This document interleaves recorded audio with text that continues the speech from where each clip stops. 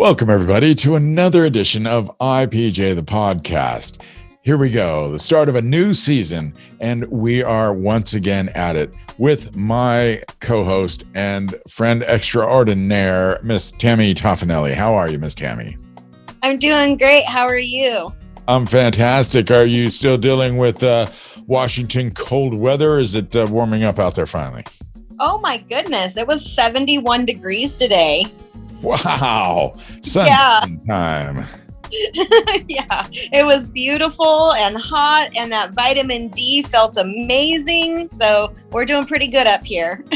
Yeah, people might not know that, but you can actually absorb vitamin D directly from the sun.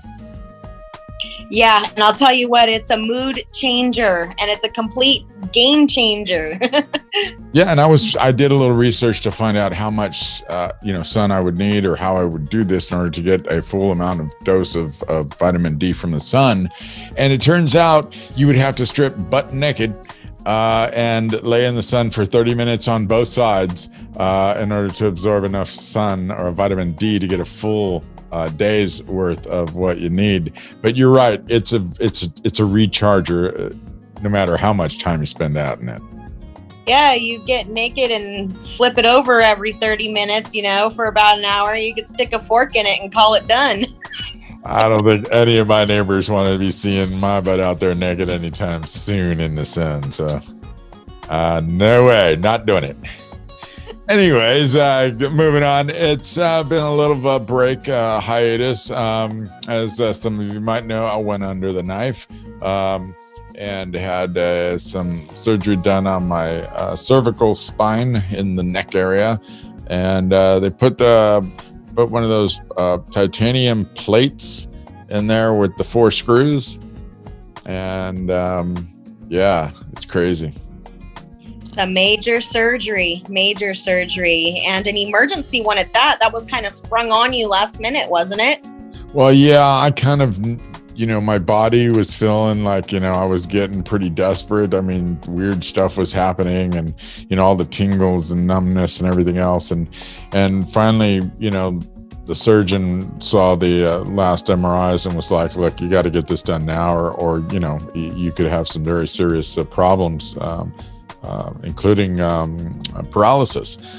So thankfully everything went smooth. I'll tell you what though, I was a chicken. I was scared. Oh man, they were talking about cutting here and cutting there and moving your whole throat over, and they actually intubated me too. Oh. All that I've been hearing from that COVID and stuff, people going in hospitals, being intubated and all that stuff, and being put on the machine. Well, that's what they did to me. That's why my throat's all jacked up, and it's really difficult to even talk now, a month and a half after the surgery. So, yeah. Goodness gracious. Yeah. Is that your first surgery, your first major surgery? Yeah, it's my first surgery overall together. Yeah, you've been under the knife before, and you yourself have to go under the knife again too, right? Yeah, I've been under the knife actually 4 times. I'm getting ready for a 5th surgery and possibly a 6th. I have this wrist here, as everybody can see, I've got this ganglion cyst growing out of the top of my wrist. It's not very attractive, but I've had that same cyst removed 3 times already. I'm getting ready to go under the knife. My orthopedic surgeon appointment is this next Thursday. So they're going to go in and remove this one. It's the biggest one I've had so far. I don't know why it keeps coming back. They say it's benign. And then I just found out that I've also got one in my right wrist. It doesn't stick up. You can't see it, but you can definitely feel that it's there, and definitely see it on my x-rays. And then of course, back in 2001, I had my C-section. So I've had, 4 surgeries total, getting ready for a 5th and maybe a 6th. Wow. Yeah. You're a veteran. It's not fun. And it doesn't get any easier, let me tell you. Yeah, and before they wheeled me in, the anesthesiologist, a very nice gentleman, he basically, asked me, a few questions about how I, how I felt, and how nervous I was, and And then he went into the room and he came back out, and I'm sitting in the prep room where they're getting ready for surgery, and they had already put in the IV, and he comes over with this little tube of something. He goes, "Okay, it's going to feel a little cold." And I was like, "Okay," and sure enough, it does. It feels a little cold going in your veins, and he goes, "How's that feel?" It feels pretty good. Okay, and he goes, "Okay," and undoes it, and lets me set for just a few minutes. "Okay, we're gonna take you in now." I'm like, "Okay," and I'm like, "Oh," and he's like, "How you feeling?" I'm like, "I'm feeling pretty good." you know he's like, "Okay, yeah, it's basically something just to calm me down a little bit, so for anxiety and stuff." And I was like, "Oh, okay, yeah, Yeah. I've got no anxiety." I told him I got no anxiety. It's all good. And then he's like, and last thing I remember is him and the Dr. Varela, awesome doctor out of Agoura Hills, California. Whoop, whoop. They basically tell me to get over onto the surgery table, from the table I'm on, or whatever. So I scoot over to that table. I was like, "Oh, it's nice and warm. It's nice bed," Next thing I know, poof, I wake up in the room I started in, and they got this thing attached to my throat, and I can't talk. I'm like, and they're all, "You're all done." I'm like, "What do you mean?" And so, "I'm done." Yeah. And I'm like, "Oh." And so I didn't have my mask on either. I realized that immediately. I didn't have a mask. My first instinct was to start grabbing my mask. I thought the bandage that was attached to my neck was my mask, and I was trying to pull it. Oh, And the nurse is all, "No, no, no, don't grab the band." I was like, "Oh, hey, my mask." It's, "Oh, don't worry, you're okay. You're gonna be fine." And I was just like, "Oh my god, I'm such a dummy." But yeah, I was scared. But they give you this stuff just to chill you out, and it works. yeah. Yeah, it really does work. You're like on cloud nine. It doesn't even matter. Yeah, it don't matter. Do whatever you gotta do. It's cool, man. Yes, wow, that was some good stuff. So, anyways, yeah, they were really kind, really great people. I was so grateful to have such an awesome team there. I hope you also have a wonderful team taking care of you when you go down for the knife as well. Thank you. I appreciate that.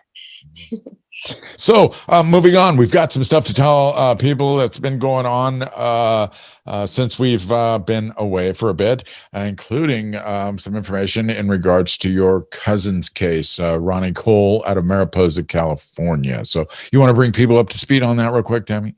Yeah, absolutely. So as our veteran followers know, and I'll just bring quickly up to speed our new followers, because I know there's some new people that have come on board, with IPJ, the podcast. My cousin Ronnie is a 19-year-old male who is from Mariposa, California, in Mariposa County. He was murdered in June on the 23rd of 2017. He was found floating in the river, the Merced County River, just up above Bagby Recreational Area on July 1st of 2017. Sheriff's Office deemed it a accidental drowning. But in our recent investigations, we have come to the conclusion that it was actually, in fact, foul play. He was murdered, and I had a second opinion autopsy report done that confirmed, what we had already suspected. So right now, what is in the works and what is going on, I can't really go too far into depth with it at this moment in time, but what I can say is I have Ronnie's autopsy photos and recordings in progress, and I will be taking that to a new forensic pathologist.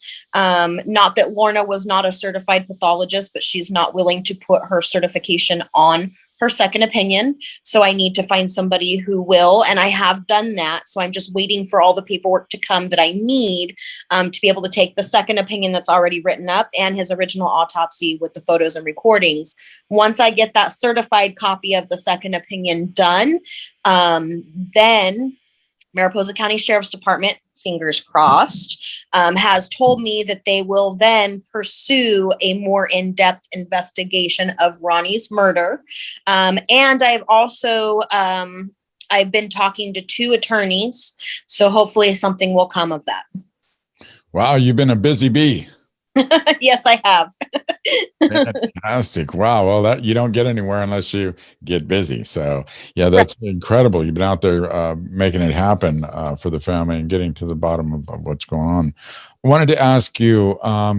You had mentioned about the attorneys. You got a couple of attorneys you're talking with. This could be a really big key for the progress of the case with a pathologist certifying their findings.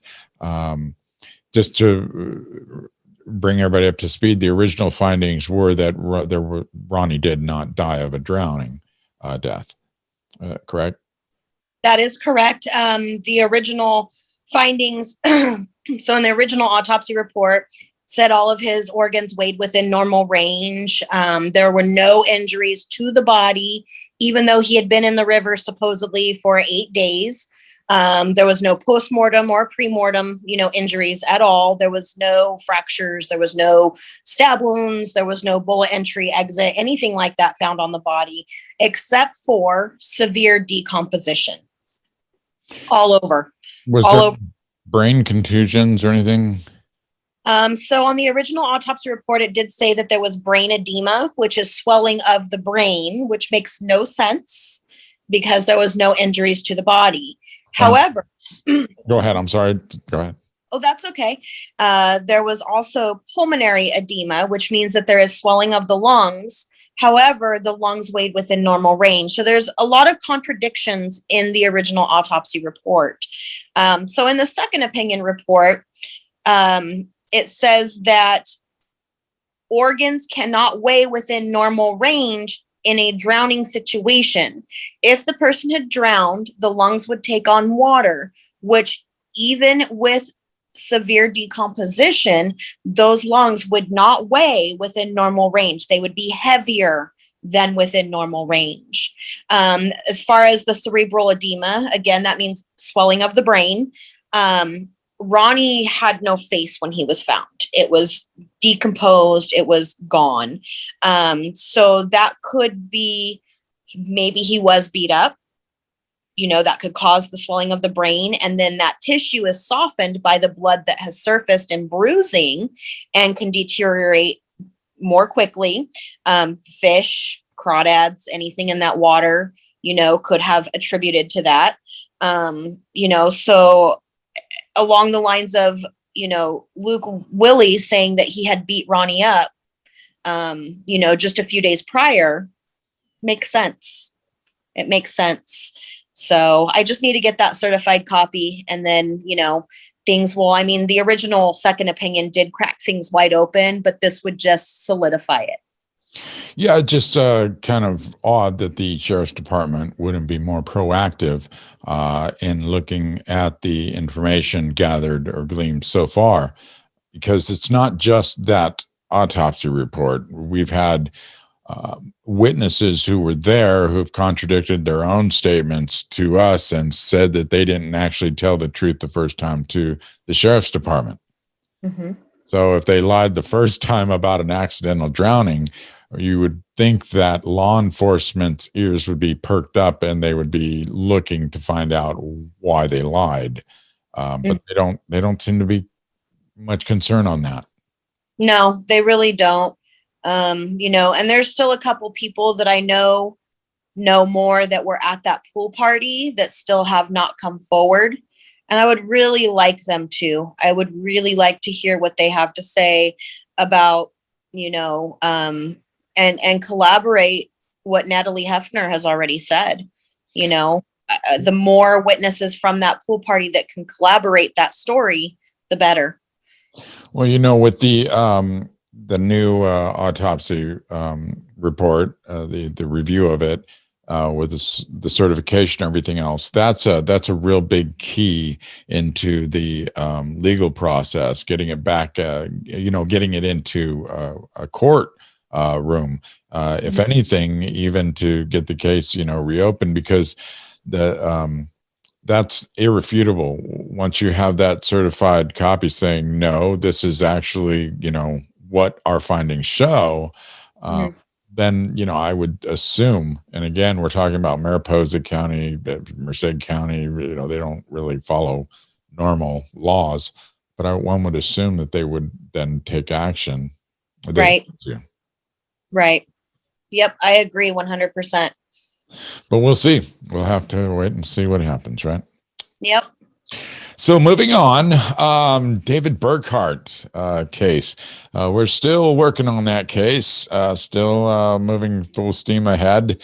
There's a little hiccup right now. Basically, the county has challenged me by stating that no one is privy to, the case information in any death, murder like this, or homicide or accidental shooting, unless there are the parents of the case. And as you know, Merced County has banned the parents of the case from even communicating with the county.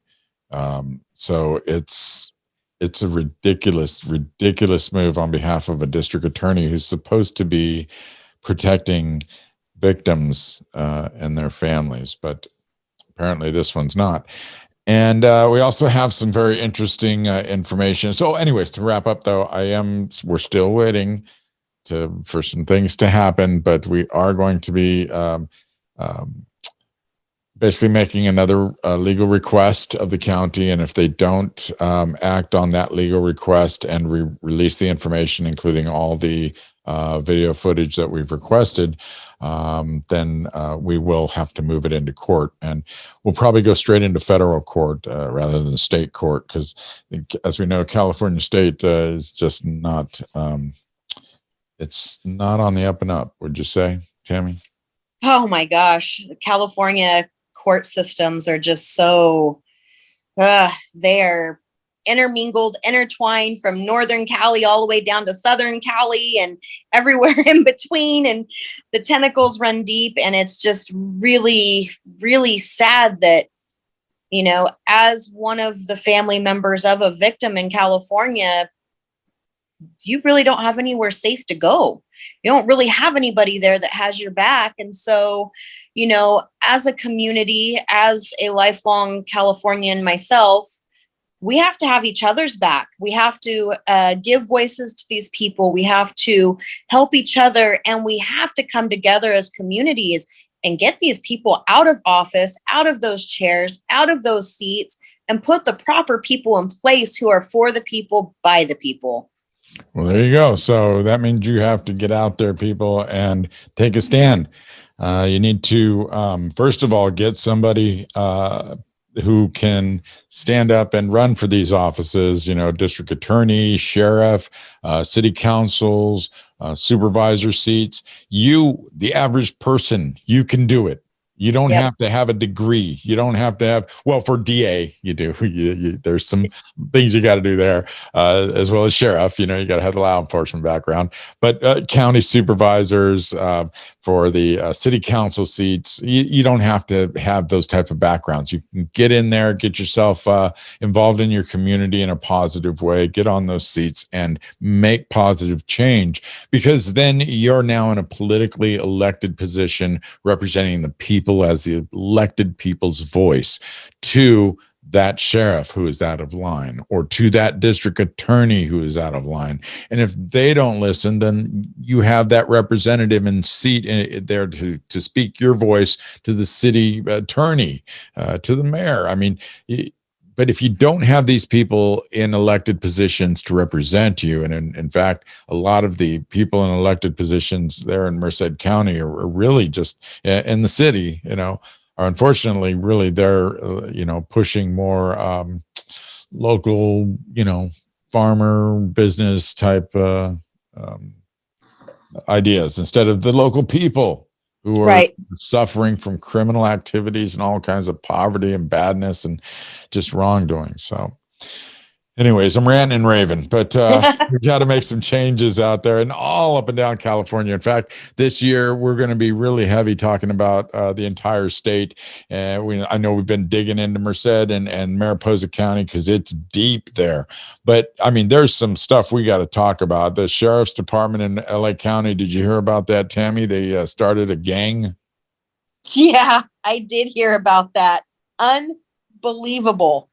And we're talking about this is after the Rampart issue down in Los Angeles, where officers were accused of starting or having a gang out there back in the 1990s. So, I mean, it's just been continuing in these departments. Yeah, it has been. And I mean, they tried to hide stuff like that or hide behind it saying, oh, we're just doing this so that we can get in, with our gang units and crack down. But that's not what they're doing. They're using intimidation. They're, what do they call it? Abusing their power. It's absolutely ridiculous. It really is. Yeah. One of the things that I read that they were doing too is, you had to get killings. You had to, if you wanted to get into these gangs, you had to prove yourself. And one of the ways to prove yourself was to get a killing, go out and shoot somebody. I don't know. And apparently there's a lot of questionable officer involved shootings that really need to be looked at. I mean, the entire state of California, I don't care about the rest of the nation at this point in time, but our entire state needs an enema, a serious one. And we need to clean all that shit out. They should do the purge. The purge. Oh my gosh. Wow.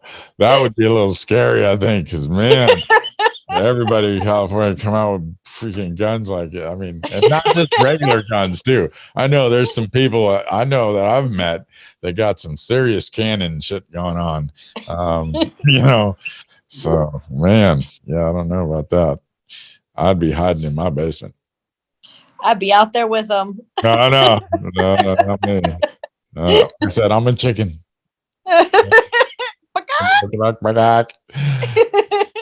No, man, I've always said this. My wife, gets on me about it because she comes from a country that was under a really oppressive rule. But I always say, man, if you've got the evidence, you got the guy on tape shooting person, killing him, cold-blooded murder. What's the point? You take him into court, you show him the videotape. Is that you? Yeah, that's you. We know that's you. We got witness. That's him. Yeah. Okay. Take him out back, blow his brains out. Next. I mean, it once, and I know it sounds so harsh, and I know people are going to say, man, that you can't, there's mitigating circumstances. If somebody was out of their mind and they, rage or whatever, and they went crazy and they killed somebody, well, you need to check yourself. Yeah. But you got no more chance to check yourself because you killed the person. They ain't got no chance, so. That's my thinking on it. If you did self-defense, you've got the opportunity to throw your case up there like you do now. Yeah. I mean, right there. I can agree. Yep, I can agree with that. Absolutely. Especially with, it seems like our country is getting more and more violent as every decade goes on, and it seems to be happening more quickly now. Every year that goes by, there seems to be more and more and more, officer violence or officers against civilian violence. I just watched on YouTube today, the Chicago PD that just shot and killed that 13-year-old boy. They told him to hold up his hands. He went to go hold up his hands. He didn't even get a chance. One shot, boom, right to the chest. The boy died. And it's like, if that was me who did that, I would get 25 years to life for murder. That cop is probably going to get maybe 3 years. Yeah. Maybe. And it's so hard though, too, because then I could play devil's advocate on that one too, as you know. Yeah. Being a person who's a gun owner, and the situation can pop up where you've been told that there's a person with a gun. You're going into a situation with an armed person. You don't know, their age, their mental thought, what's going on. And you roll up on him. It's dark at night. You got a flashlight, you pop it or whatever. You see this guy, he's got, a gun in his hand. I mean, we used to be told that cops are trained, that if they see the gun raised up, pointing it at them, that, they have every reason to fire. And if they don't, if the gun isn't raised up, well, that's the wrong, bad shooting. Mm-hmm. But, imagine having to wait for a gun to be raised, before you defend yourself. I mean, it's scary. And I think it was a bad shooting too. But at the same time, I step back and I go, man, I can see how the guy could be scared out of his freaking mind. I mean, that's what they do. They're in that environment. He knows he's going into a situation that, could be deadly. Yep. That kid didn't even have a gun in his hands, though. Oh. He tossed it before they got to him. And then they told him to raise his hands, and he went to go put his hands up. They were empty. It shows they stopped the footage. They were empty, and he barely got his hands up like this before he was shot. Yeah, I did not know that. I haven't seen or heard anything. I just heard a little bit about the story, and I didn't know that. I thought he had a gun in his hand. The actual video footage, the body cam, was just released. Well, now it's been a couple hours, but if you search it on YouTube, you'll find it, and it shows whole from beginning to end, the chase, the shooting, everything from beginning to end. God. It's like another Tamir Rice, the 12-year-old who was in the park. He had a airsoft or a BB gun or whatever. But I mean, shit, I used to play with BB guns when I was 12 years old. And I used to play with them in the park too. In fact, me and another buddy went running through an apartment building, chasing each other, cops and robbers, shooting the guns. Starter pistols. Oh, yeah. Sound like real guns. Pow, pow. And, we got the cops called on us. Cops came in. They drew down on us. We had the guns. Hey, we're just playing. Oh, okay. Sorry. Oh, okay. They didn't come in guns blazing. And we were in an apartment complex. Yeah. Your generation is why they make those airsoft BB guns orange now. Yes. We were doing the cops and robbers. It wasn't the Indians and Cowboys generation no more. So, yeah. Now, anyways, moving on. We got a lot to talk about this coming up next couple of shows. So hang with us. We appreciate you guys totally. But now I want to get on to a very important interview I did earlier. And I wanted to discuss this with you, Tammy, shortly. On the other side of it, it involves a young lady named Joanna Murillo, who was lost her life in 2017. She went missing around July of 2017. Unfortunately, the Merced PD, according to the mother, Joanna, would not take a missing persons report. For several months, she's tried, and her daughter was 17. So had the missing persons report been out on her daughter, she may have been picked up before these things happened. But her body was found near the regional airport in Merced in an abandoned field area, and she was badly decomposed. The scumbag that was arrested was a 34-year-old white male. I don't even want to say his name.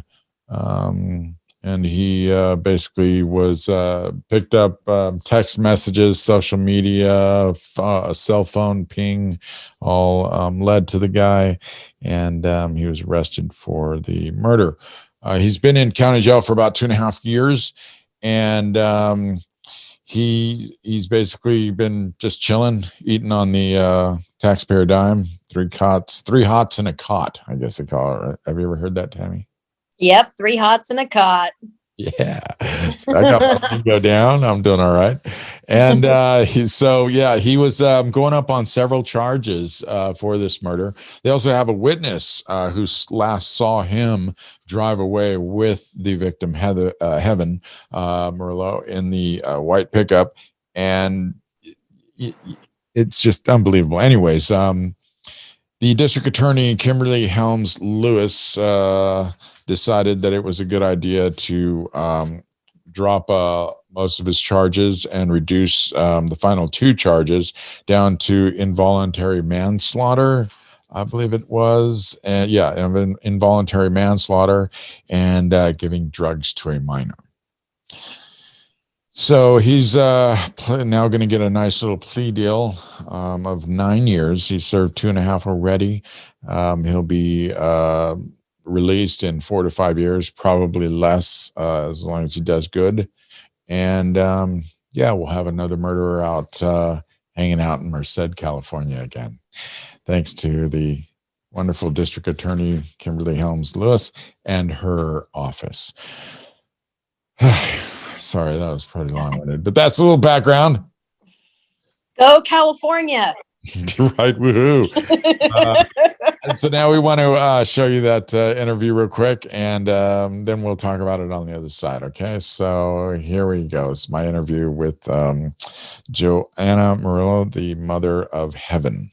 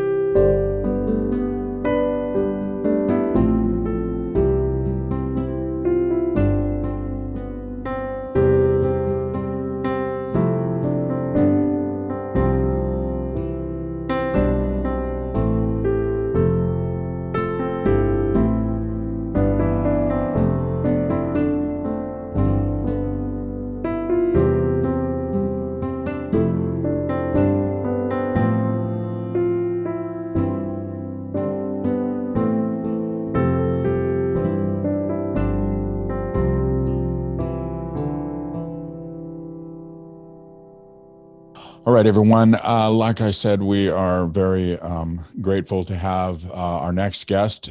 She is the mother of a young 17-year-old Merced girl who lost her life in 2017. Her body was found around the regional airport area of Merced. It's difficult to talk about, as any parent would think. I can't even imagine the pain that my next guest is going through. But I feel it's just very important to share, and I'm just so grateful she has the strength to even discuss and to share it. The scumbag who's involved in her leaving us too early, is now 37 years old. He was 34 when he started with the arrest for this young woman's murder, Heather. Or I apologize, not Heather. It's Heaven Murillo. She, I apologize. He was kept, I guess, in county jail for a few years, and apparently was given a sweet little deal because he was ready to plead. I guess he wanted to go and get 3 squares and a cot in a normal program in a prison system rather than waiting in county jail to face a jury of his peers, which he should have done, because I know they wouldn't have accepted the slap on his wrist like the district attorney, Kimberly Helms Lewis, and her team of deputy district attorneys decided to do. It's so unfortunate because this just leads other thugs and criminals in the around the area to just see that life is not worth very much, especially since this guy was only given it was involuntary manslaughter charge and giving drugs to a minor. But as well, there's just some really weird stuff and wacky stuff with this case that I want to discuss with the one who would be able to help us understand, hopefully some. I know she's probably got more questions than we do, but I think it's better to bring her in to talk about heaven. And so without further ado, let's talk with and bring in Joanna Murillo, who is the mother of Heaven Murillo. Joanna, welcome to the show. Thank you. I first of all want to just share my condolences on both the loss of your beautiful daughter and also on the tragic and horrible way that the district attorney of Merced County, their office has handled this case. Yeah. But before I get into some questions and about this case, because you would have more answers than I do. I'm only going off of what I have researched online, and goodness, we only know how far that can take us. Yeah. But your daughter, I want to know more about her, because every time I see a picture of her beautiful smiling face, there's happiness there, but there's so much more to her. Tell us. Well, Heaven was, she was sexually abused when she was very young, and I reported it in 2007. Family members went against me for reporting that. So Heaven always felt that sense of, oh, it's my fault that family's not around. She always had a hard time, always felt guilty. Missed her family, missed her cousins, and she stuttered a lot. And the person that did that to her was a family member, and that part of the family, they're still hiding them till this day. Heaven had a hard time. She told me a couple times about a dream she would have that he found her and he did, he raped her and stuff like that. So she was just always bothered. But it was kind of like there was two heavens. Like, it's hard to explain. You got this one heaven that's walks around, and her hands, she just starts fidgeting and she just wants to go. She doesn't want to be here no more. She just wants to, she just wants to go visit friends. She just wants to go. And I'm not the type of person to let my children out. So you turn around and, well, guess what? Heaven's nowhere in the house to be found because she took off again. It's not because she wanted to go do bad things. She wanted to go hang out with friends, and I just never allowed that. While she, was doing that, she was running into danger and obviously hanging around with the wrong people. And 2 weeks before she died, her circle had changed. It went from her regular people that she hung around with to these people. And I don't know where she met them. I don't know how she met them. I don't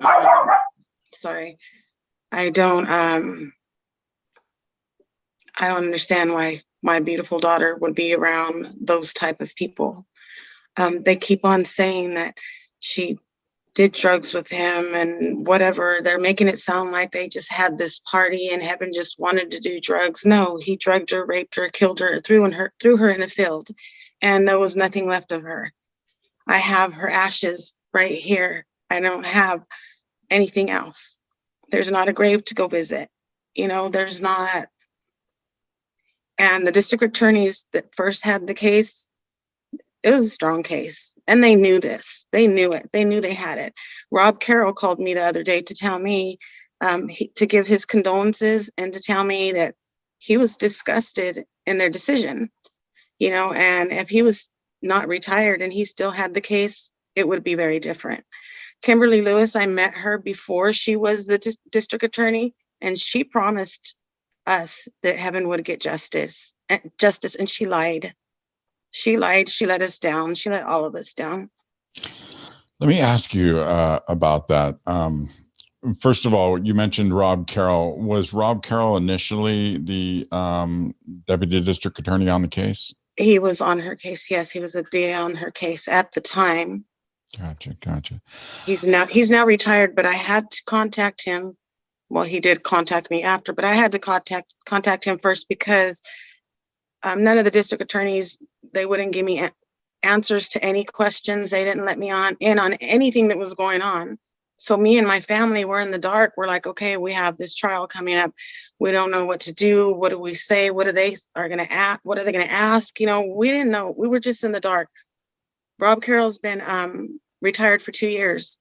So I had no choice but to run to him and say, hey, what do I do? So.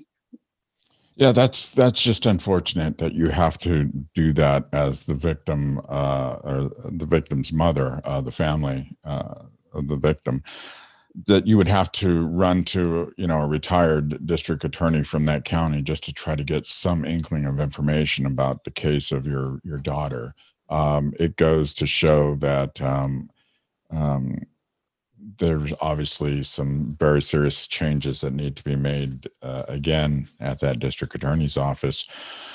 I want to ask you though, you had mentioned that she started with a really tough life.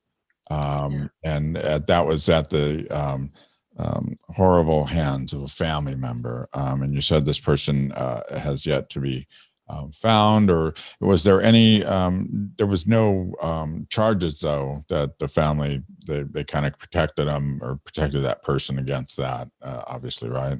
Actually, they had to leave Merced in 2007 because my daughter's father, which I don't communicate with him. I don't converse with him, but apparently the family's houses were getting a bad end of the stick from the people that they were supposed to be a part of. Yeah. Gang member thing. And they had to leave. They were forced to leave Merced, California. But when they came back in 2012, they still didn't, district attorneys at the time still didn't do anything.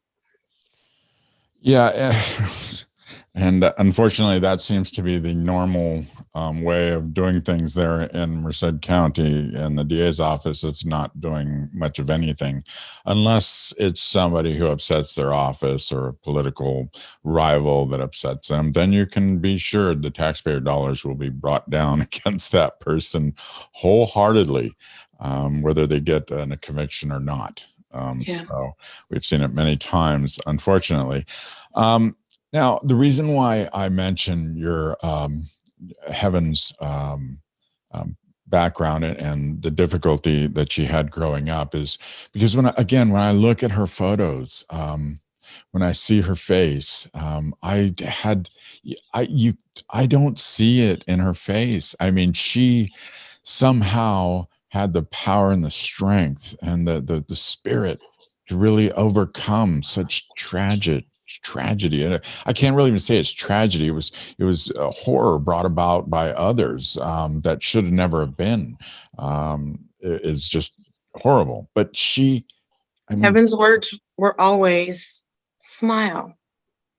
She always said smile.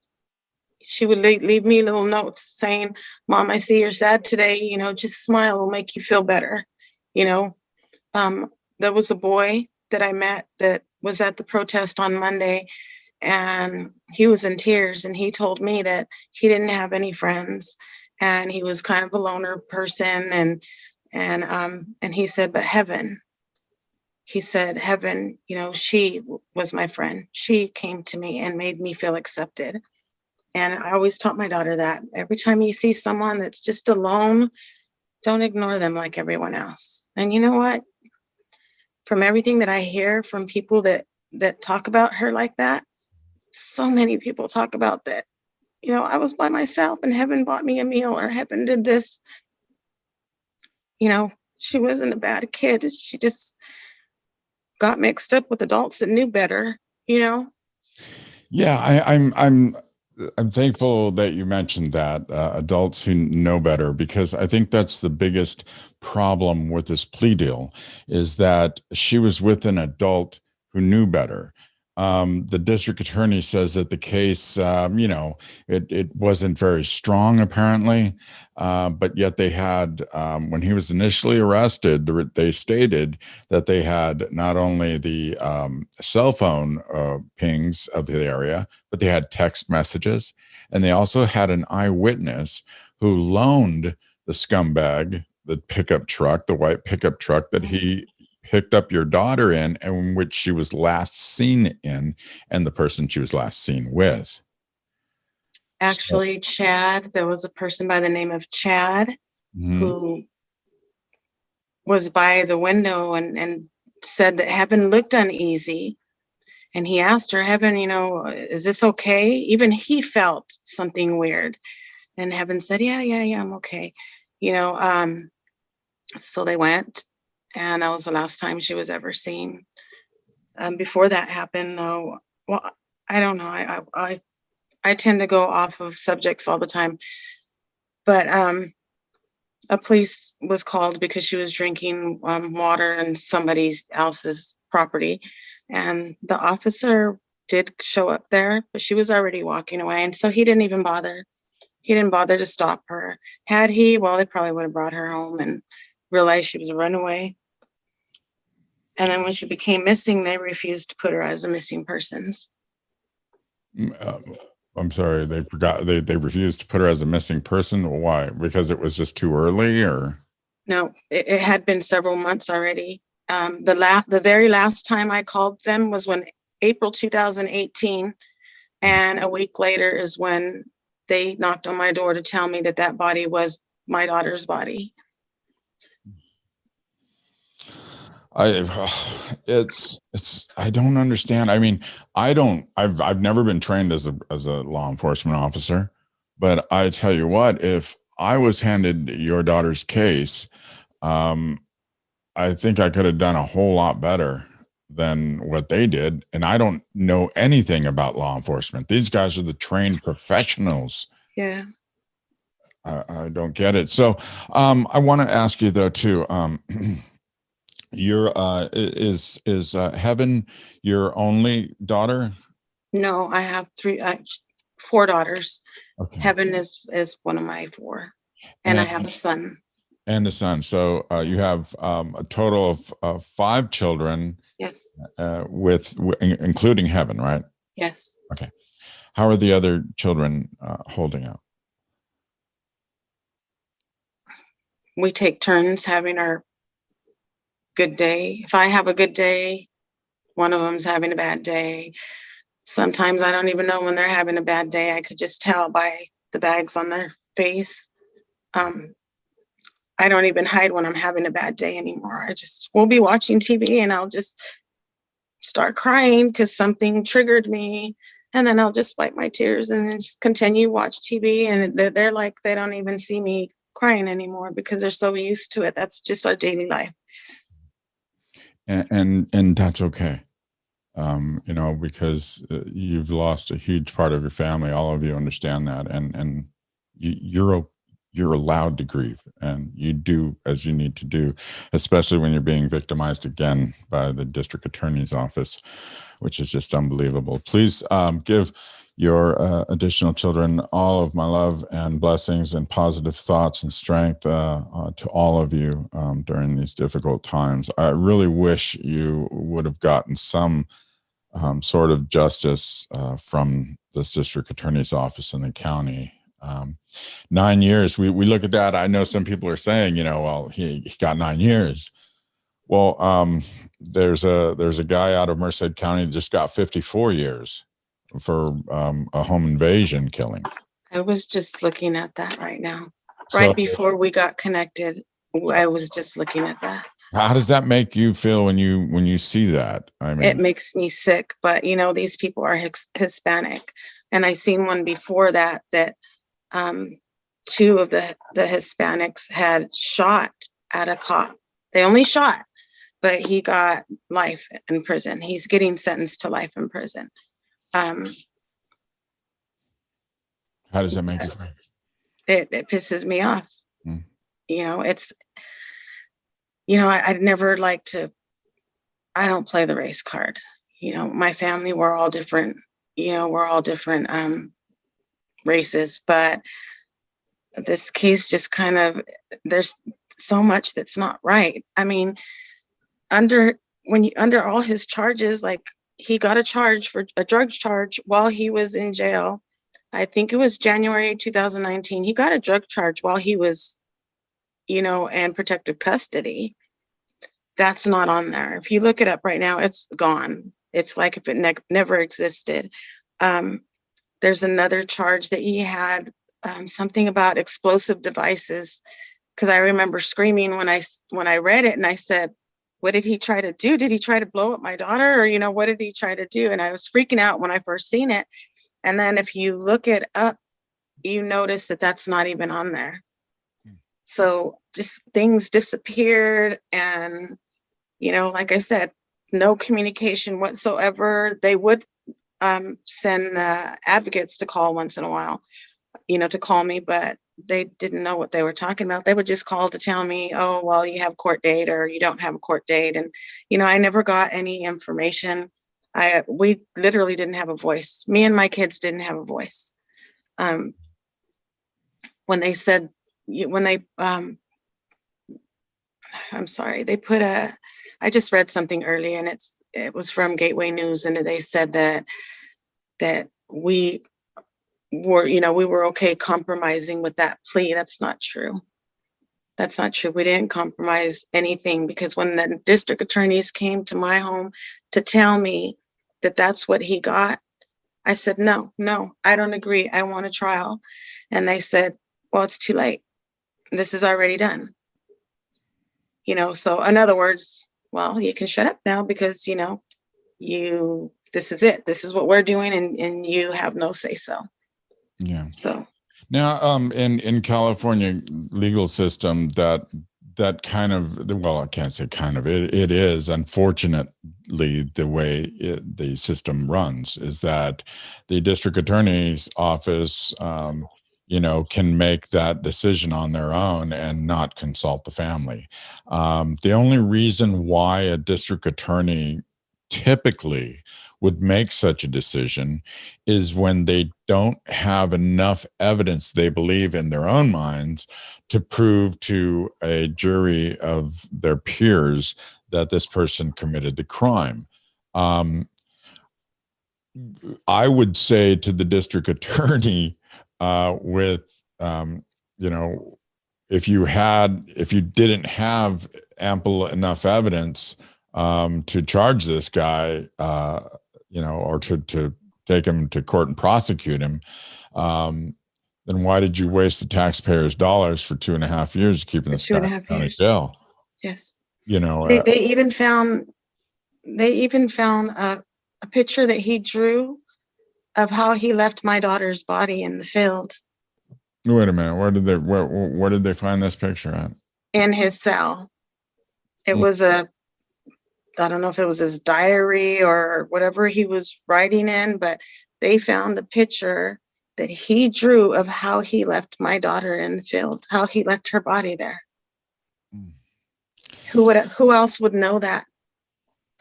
I personally think that Merced County has some very intelligent jurors there. And I think they would have been, if they would have been presented the evidence in a coherent way by the district attorney's office, I don't see how they would not find the guy guilty of murder. I mean, there was plenty just in the facts that were laid out with the witness who saw her last with him in the vehicle. Was there any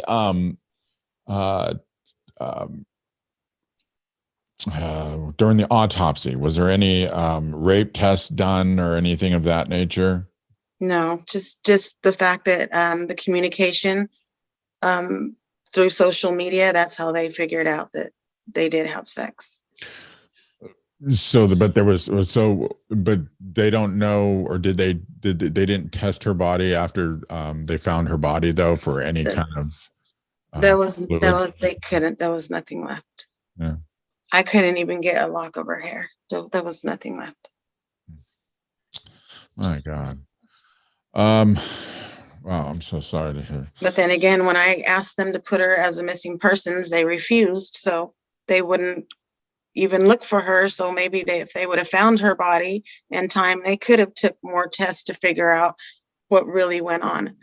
You know, he did tell an undercover officer that he never killed anybody. Well, not intentionally anyway. You know, he did tell them that. There's so much that just doesn't make sense. Do you know if this guy, who he's related to in Merced County, that might sway anything? I mean, I saw some folks that he's related to, but I didn't see anybody who might be connected to anything that I could see right off the top. All I've heard from him is that he's just a street drug addict. And then from that, I kind of met, you know, this girl who would come and give me information from a Robert Guthrie, who is now deceased.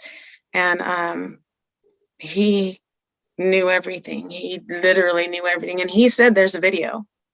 So where that video is, I don't know. But he said there was a video, and I told the girl, don't tell me anymore. I can't handle it. Don't. Just please don't. And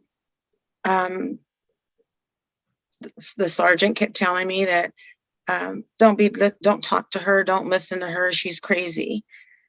And I said, okay, well then who's Benjamin if she's so crazy? And that's when he told me that's a person of interest. So I didn't even find out who the killer was from them. I found out from people in the streets that I'm not even involved with. You know, she just came to me from Facebook because a lot of people know me. You know me as Jay Barajas on Facebook. So she just came to me. And it's a lot of it doesn't make any sense. No, not a whole lot of it at all, indeed. And especially because he's garbage, literally garbage, not just because of what he did, but his whole life. He's, you know, everything, his drug charges, everything he's ever done. I mean, he's just garbage. He's never been an asset to this community. He never will be. You know, heaven would have, you know, she had barely turned 17, you know. I just had a little bit to just, you know, hey, you know, she would have been 21 in June. She would have been different. She would have been like, oh my God, Mom, remember when I used to do this? I was so dumb, you know? Yeah, we all were like that, right? I mean, all of us. Yes. I laugh about what I did back in the day, but back in the day, it wasn't so funny, you know, especially for anybody who I did stupid things to, you know, so whether it was being drunk and breaking stuff or, you know, yeah, stupid stuff. So anyways, is there any chance though that you can get the someone else to look at the case, and possibly, because so many times we hear about former district attorney Larry Morris, his son was able to get back into court and get his sentence reduced from like 12 years down to 3. And then we heard about another guy, actually, I think it was, we had about, you know, people who are connected seem to be able to go back into court and get their cases reduced in time because of, you know, whatever, the people they know. They appealed something, or, you know, they did something. And the funny thing is that they don't even really appeal, because the appeals process would take a couple of years to get done. These guys have been able to go into court within a matter of months after being sent to prison and getting their sentences overturned. So my question to you would be, is there any way, and I'm sure you probably can't answer this, but I just got to throw it out there for my viewers.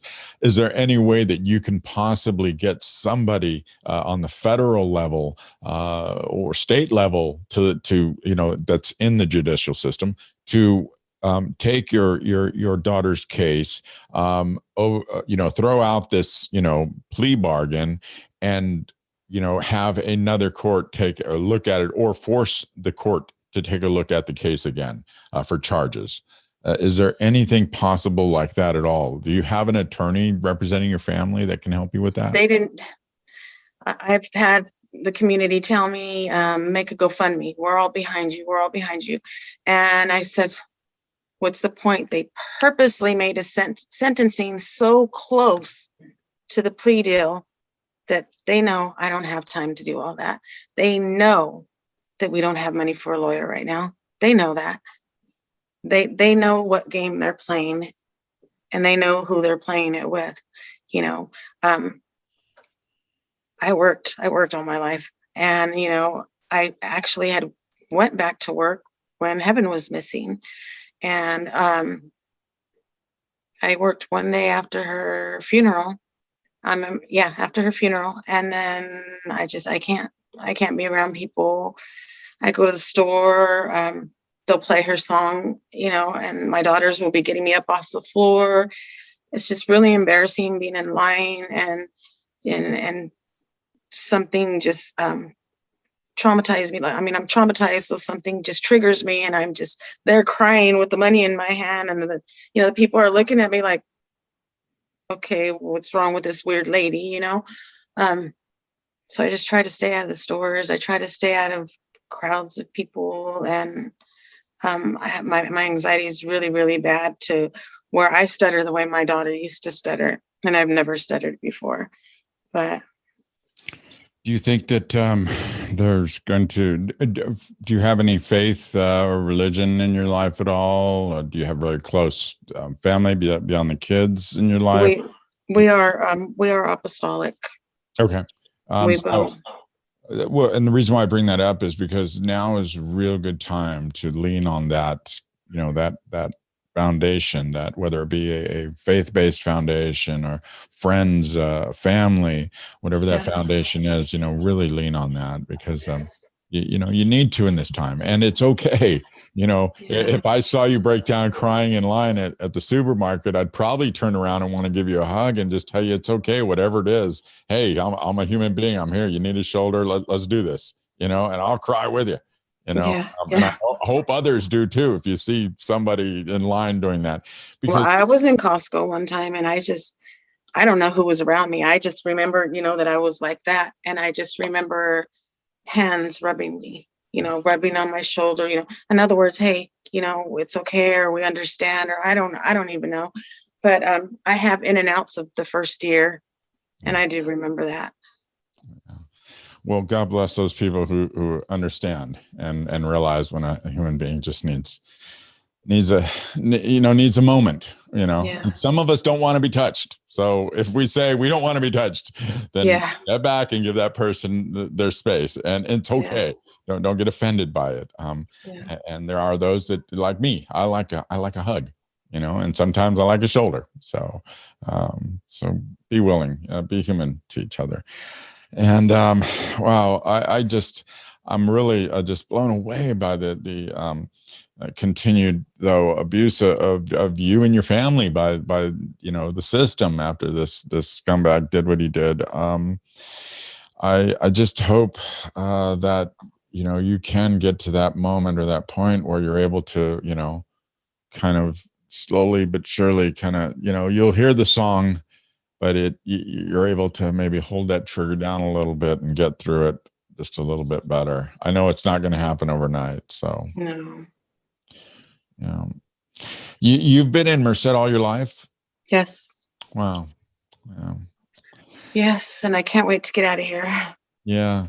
It's a very interesting town to say the least. So you've been through quite a bit in that town. You've seen a lot of interesting change over the years, right? Yes, lots.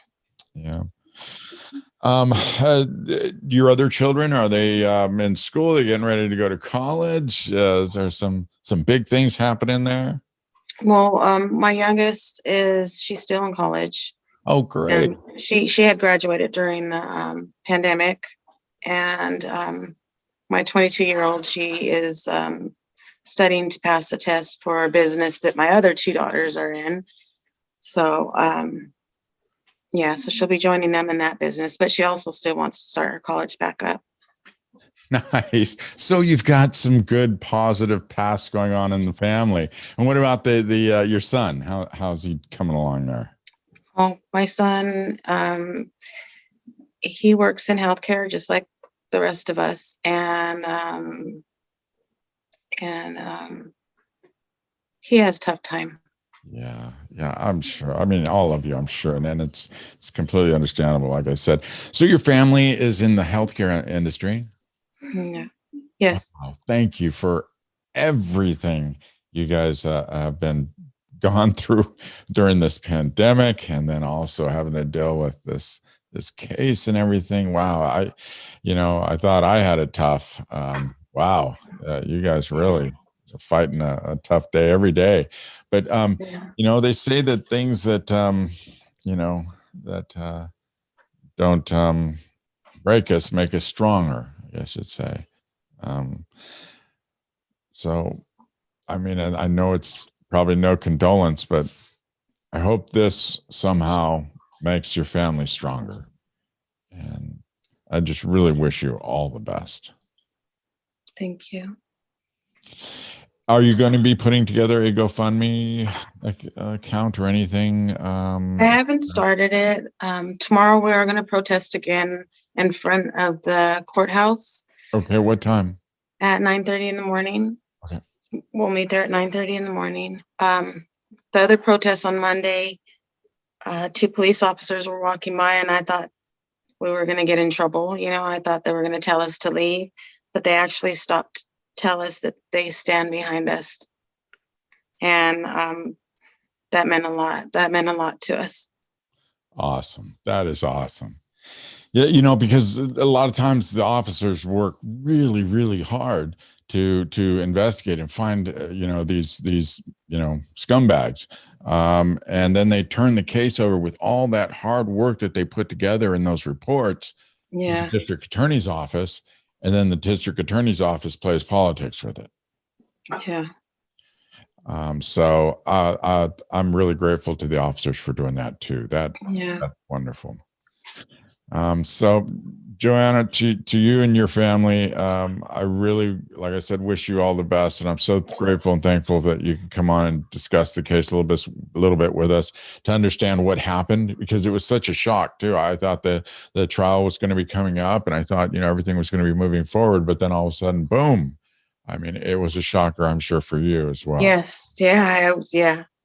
I just can't think sometimes. What I told my family was, I feel like the day they came and knocked on my door to tell me that was my daughter's body, I said, that's how I feel. That's how empty I feel.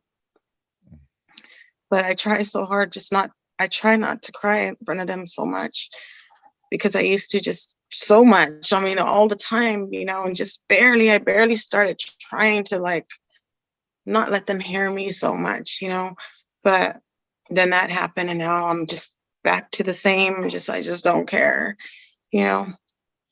Well, I care. I'm sure there's a whole lot of people out there that care about every one of you in the family there.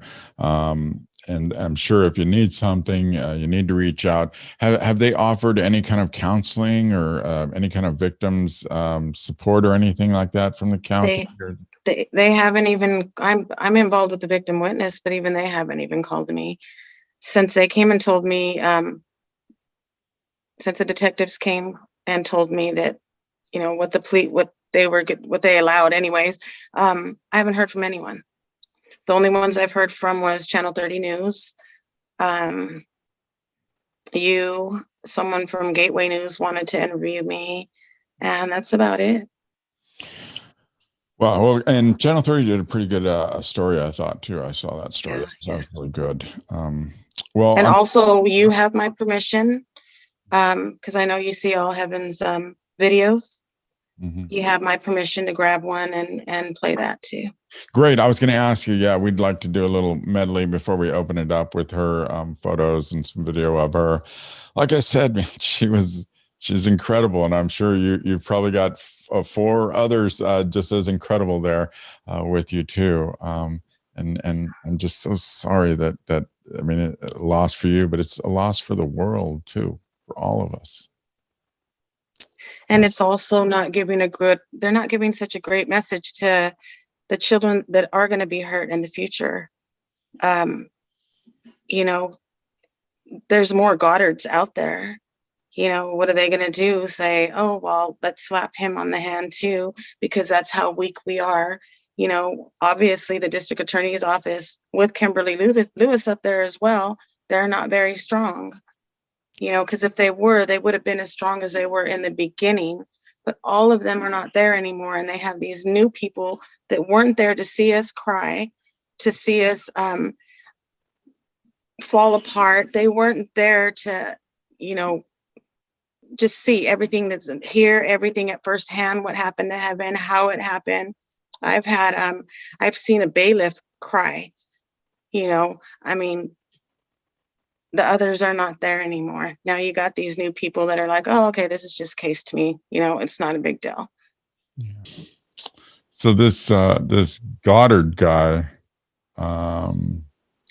he's had other issues in the past as well. Obviously, I just don't understand why he was even still on the streets. I just because they let garbage out in the streets, and when they do stuff like this, they don't do anything to them unless they're doing it to one of their family members. I'm sure if it was one of the district attorney's family members, one of their daughters, he would have got life in prison. You know, no questions asked. He would have probably already been in prison.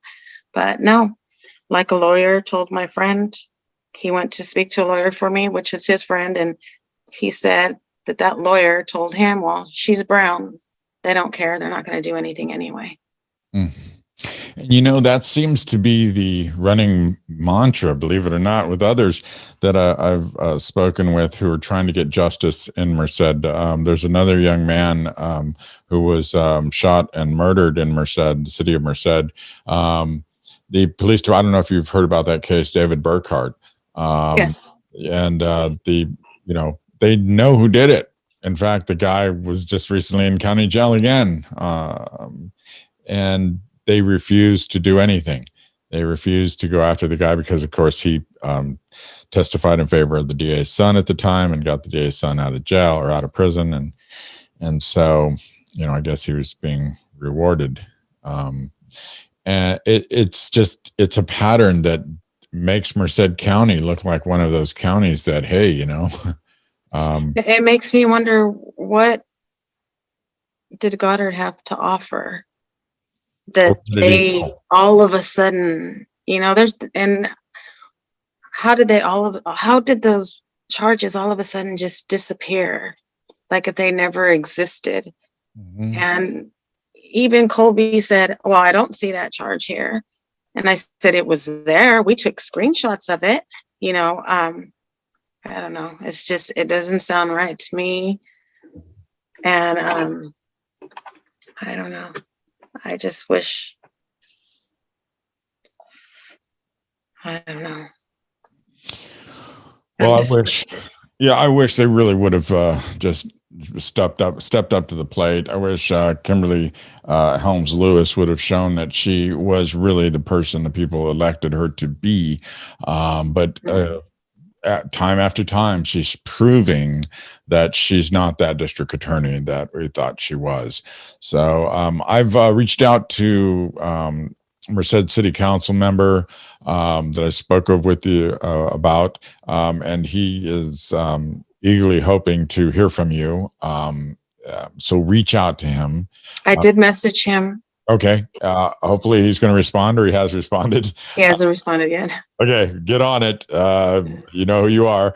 But I really think that somebody like him and others who are working to make a positive change for not only the Hispanic community, but for all minority communities in Merced, who are being, you know, I mean, we're really left out in the cold here. You look at the people in county jails. If a Hispanic guy has a number tattooed on his arm, he's automatically labeled as a gang member. And when he goes into the jail system, when he gets done with that case, he gets out and he gets another little beef. Oh, he gets into a fight at the bar. Next thing you know, oh, he's a gang member. Well, he's going downtown anyway. So we've went through that before. Yes. I've talked to so many families in Merced, Atwater, Los Banos who have dealt with this, and this puts records on good people's names, and like myself, and it keeps people from being able to gain good employment, keeps people from being able to advance in society like they normally should and would, with this stuff on them, and it also causes them to get greater sentences if a minor infraction pops up. Yeah. So we really need to rethink this justice system, because good people are going to prison while bad people are just getting slaps on the wrist. Yeah. Well, Joanna, again, I really appreciate you being here with me to discuss this. I know it's really difficult and really hard, and you're always welcome to come on and talk and discuss and share your opinion on any subjects we may have. I wish you and your family all the best. And if we're here if you need us. Just reach out. We'll always be there. Sounds good. Thank you. Thank you. That was my interview with Joanna Murillo, Heaven's mother. What'd you think? Well, I just want to start off by, saying that my heart definitely aches for her. I have not myself lost a child, but I do know the suffering inflicted when somebody is taken away from you way before they should be. And so you are a brave woman if you're watching this. You are a warrior, and you are an amazing mother for giving your daughter a voice and not giving up the fight for her, because even if the justice system feels like justice is being served right now with that man behind those bars, you know better. We know better. We all know better. 9 years, that's not enough. Yeah, I agree. A good hanging by his toes for at least the first 10 years upside down, beating him every day, would be a good start for the first half, and then figure out the last half. But I would say a minimum of 20. And the reason why I say that too is that in Merced County recently, a man was sentenced to 54 years for a home invasion murder. Yep, I saw that. 54 years. And I don't get it. Yeah, 54 years for a home invasion murder, but this guy gets 9 years for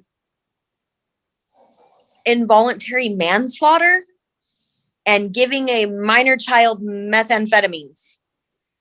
Like, he did more than just that. He did way more than just that. Do you know if they recovered the truck and they did an investigation on the truck to see if that might have been the scene of the crime? The mother, as you heard in the interview, gets no information from the DA's office, doesn't know much about the investigation. And because it's not going to trial, we don't know what the information is that they had that could have possibly convicted him. And Interesting. Mm-hmm. Yeah. And of course, the mother is not going to give up. She's going to keep fighting, and we're going to keep fighting with her too. We're hoping everybody will get out tomorrow morning, or this morning if you're watching this the Friday on April 16th, right? Yep. Oh yeah. So if you're watching us, get out there 9:30 a.m. She's having everybody get to the Merced County Courthouse to meet for a rally in support of Justice for Heaven. So get out there. Tell her you saw the podcast. You saw her on the podcast. Bring some support to this woman. I mean, the pain, you could feel it in this woman's voice. Mm-hmm. Could you not? I mean, it was just, wow. Yeah, she, I know in one of her interviews, she said that she feels every morning when she wakes up like she's the Walking Dead. And then she said, I am the Walking Dead. A loss of a child like that forever changes you. there is a certain part of your sunshine, a certain part of your heart, a certain part of your soul that has died with that child. And you never get that back. Not ever. And it's very sad that somebody was that selfish to only think of themselves in that moment and take away a 17-year-old girl's life. And not only that, but take away her mother's life and take away her siblings' lives too. Yeah. And took away a potential, a really lot of potential, positive potential that could be have been brought from her life. Her experiences, she could have helped other young girls going through life difficulties like hers, and just so much good stuff, could have been from that life. But yep, she sounds like she was an amazing, beautiful person inside and out. I can identify with that because my mom raised me the same way. You see somebody eating lunch by themselves, go sit down across from them and have lunch with them, because I'll tell you what, sometimes it's just that one smile or that one friendly, gesture that changes that person's world, So I can identify with that. And I think that's amazing. Yeah. And that's just like coming on the podcast with you again after this hiatus. Just changes my world. Tonight it's on. I'm gonna feel like awesome sauce now. It's been tough being holed up here like this, but you had to get your voice right. So yeah, I'm almost there. Watch this. I'll try to go up in pitch. I'm trying to go up in pitch. I can't go up. It's like I get stuck here because I got this slit going all the way across my throat still. So yeah. You could be one of those Budweiser frogs. You remember those commercials? Oh, thanks. Why? Oh yeah. See? Yeah. Yeah, right. Yeah, I'm gonna call them. Hey, let's do that again. Come on, I'll be the It was popular. Dude, yeah, it was right. Was that 80s or 90s? That was 90s, right? That was 90s. Yeah. 90s, yeah. Wow. Anyways, all right. So we got off the subject there a little bit, but we definitely are thinking about Joanna and her family, and we're also thinking about all the other families out there who are suffering and are not getting justice. I don't get it. I really don't. Is it worth more to a district attorney to turn their back on justice in order to gain favor from some political party or maybe a donor, or I just don't understand. Yeah, I don't understand that either. To us, a person's life is invaluable. You can't put a value on somebody's life, but to them, there is a dollar sign on that person's life, and it's whoever's paying them off. It's whoever's donating to them. It's whatever their end game is, their goal is to maybe go up in the political ranking, whatever the case may be, they have that dollar sign on that person's back. And it's really sad. And that is not how our government should be ran. Just like we were saying earlier, the only people who could change that is us. And with Joanne going out there and doing her, peaceful protest and trying to, get that reopened and get the guy resentenced, which is not unheard of.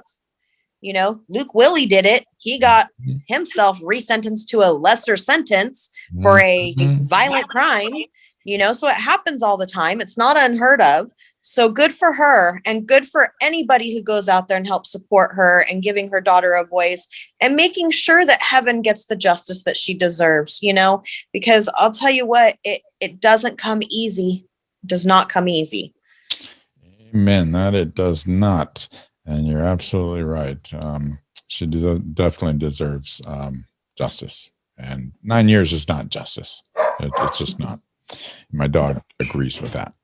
Yes. So, well, thank you again, Miss Tammy, for joining me this evening for a podcast, the first of our new season 2. Whoop, whoop. And we'll be setting some stuff up to make the show a little more fun, a little more proactive. And I really want to be able to take this thing live. I would really love to be able to do that. What do you think, Tammy? Should we attempt a show or two here in the future going live? Heck yeah. Because then we could have people call in, and people could actually voice their opinions, give their thoughts. They can even do live chat, and we can respond to questions and thoughts and other interesting things they post. Let's do it. All right. Fantastic. And also we have a treat coming up in our next show too. I heard through the grapevine that another Cole family member would be joining us to give us a little more insight into your cousin Ronnie Cole and the person he was. Yes, my hero, my idol, my birth giver, my mother is going to join us and give us some insight on what it was like being Ronnie's aunt and, watching him grow up into the young man that he has, that he became. And, and just she's funny. She likes to tell jokes and stuff. So be prepared. And, I think it'll be good to get her view too. We've had Ashley's, we've had mine, we've had several people on the show to talk about Ronnie, but my mom is definitely ready to tell her side of things. And also another surprise is my Uncle Frankie, Ronnie's dad, has also agreed to come on the show with us and finally tell his story. Oh, interesting. Finally. Mm-hmm. Yep. Finally telling his story. It took me months of convincing, that he needs to be heard just as much as Ronnie does. So he has finally decided that he's going to do the upward positivity motion and finally put a voice to Ronnie's dad. Oh, that's fantastic. Well, it's going to be a pleasure to have them both on the show, upcoming shows, as we move forward here in the new season. Yep. So I think that's going to do it for this evening's show. Do you have any parting words for our folks out there in podcast land, Tammy? You know me. I always have parting words.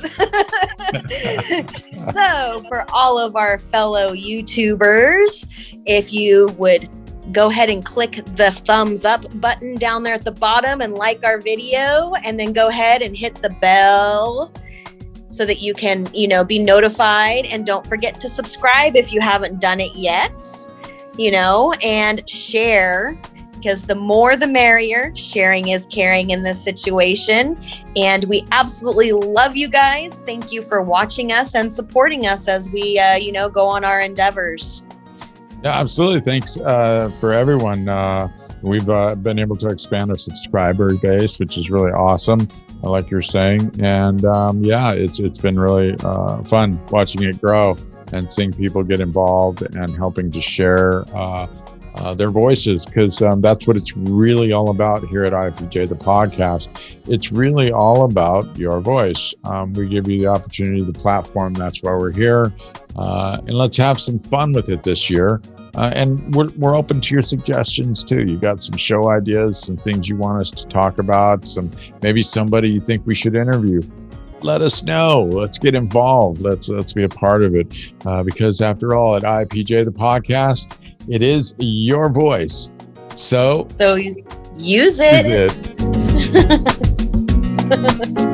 That was great. Good job. Woo, nice. Woo! That was awesome. I love it. First show of the new season.